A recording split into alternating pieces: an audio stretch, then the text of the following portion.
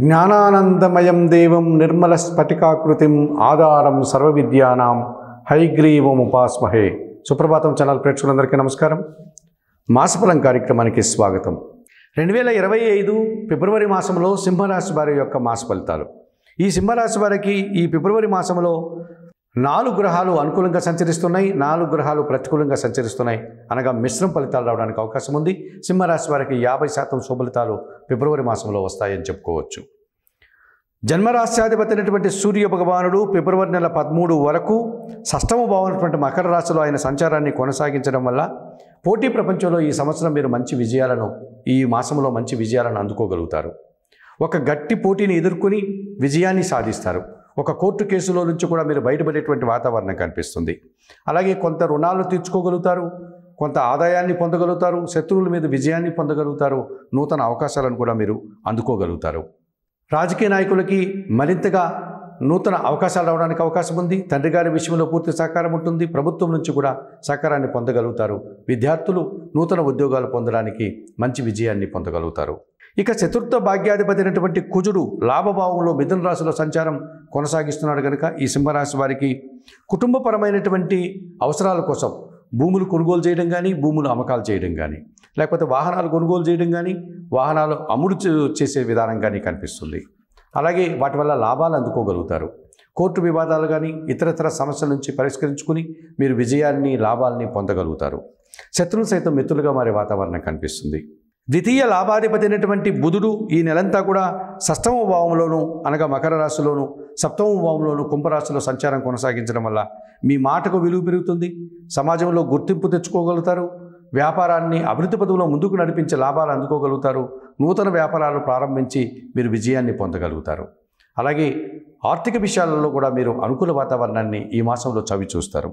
ఇక తృతీయ దశమాధిపతి అయినటువంటి శుక్రుడు అష్టమ భావంలో మీనరాశిలో సంచరించడం వల్ల సృజన సహకారం పుష్కలంగా ఉంటుంది. ఆకస్మికంగా నూతన కార్యక్రమాలు ప్రారంభిస్తారు. విందు వినోదాల్లో విహారయాత్రలకు వెళ్తారు. ఆ రకంగా మీరు సంతోషకర వాతావరణాన్ని చవిచూస్తారు. సృజన సహకారంతో కుటుంబ సౌఖ్యాన్ని, విందు వినోదాల్లో పాల్గొనే వాతావరణాన్ని, సుఖ సంతోషాలతో కాలం గడిపే పరిస్థితిని మీరు పొందగలుగుతారు. మరి 2025 ఫిబ్రవరి మాసంలో ఈ సింహరాశి వారికి రవి, కుజుడు, బుధుడు, శుక్రుడు ఈ 4 గ్రహాలు అనుకూలంగా సంచరిస్తూ 50% శుభఫలితాలను అందిస్తున్నాయి. అలాగే పంచమ అష్టమాధిపతి అయినటువంటి గురువు ఈ నెలంతా కూడా దశమ భావంలో వృషభ రాశిలో సంచరించడం వల్ల పని భారం పెరుగుతుంది. మీ ఆలోచనలు కొన్ని కలిసి రాకపోతాయి. అలాగే ఆకస్మికంగా కొన్ని ఇబ్బందులను మీరు కొని తెచ్చుకునే వారు అవుతారు. ఈ రకంగా శ్రమను సమాజంలో మీకు కొన్ని సందర్భాల్లో మీరు నిందలు పడేటువంటి వాతావరణం కనిపిస్తుంది.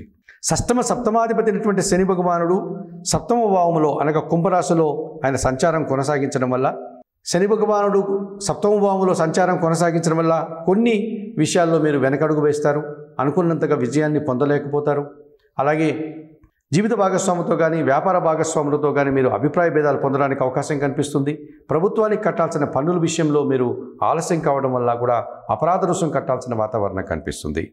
అలాగే కొంతమంది వ్యవసాయ రంగంలో అధికంగా నష్టపోవడం కానీ, పనివారి ద్వారా శ్రమను లేకపోతే పనివారి సహకార లోపాన్ని పొందేటువంటి వాతావరణం కనిపిస్తుంది. మరి అష్టమ భావంలో మీనరాశిలో రాహు సంచారం మీకు కాస్త ఇబ్బందిగా కనిపిస్తుంది. అలాగే ద్వితీయ భావంలో కన్యా రాశిలో కేతు సంచారం కూడా కాలసర్ప దోషాన్ని కనిపిస్తుంది.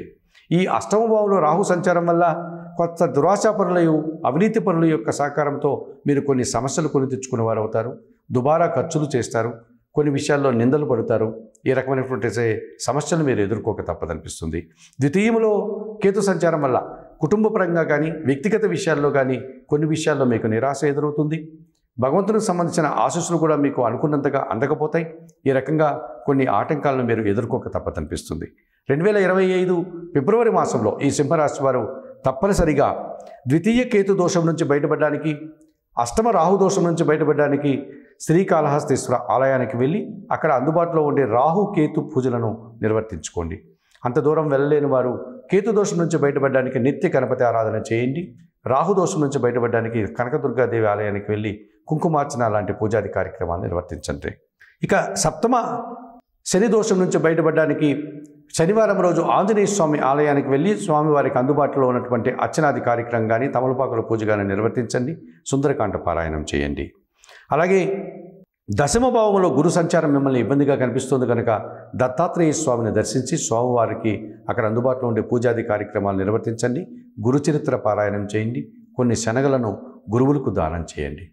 2025 ఫిబ్రవరి మాసంలో సింహరాశి వారు చెప్పిన విషయాలన్నీ స్వీకరిస్తూ పరిహారాలు పాటిస్తూ ఆయురారోగ్యాలతో ఆర్థిక అభివృద్ధిని పొందాలని మనస్ఫూర్తిగా కోరుకుంటూ సర్వే జనా సుఖినో భవంతు. నమస్కారం.